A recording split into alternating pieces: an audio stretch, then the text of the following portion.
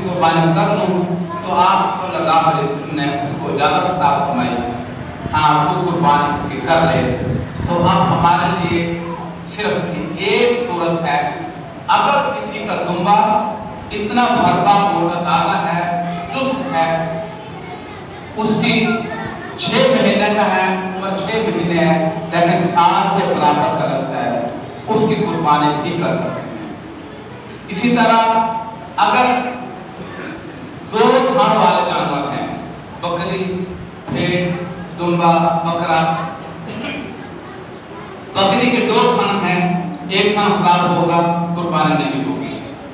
ایک سینگ خراب ہوگا قربانی نہیں ہوگی۔ اگر تیسرا حصہ، 3 حصے صحیح ہے، ایک حصہ خراب ہوا،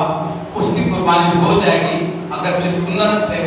کے حد سے، کیونکہ آپ صلی اللہ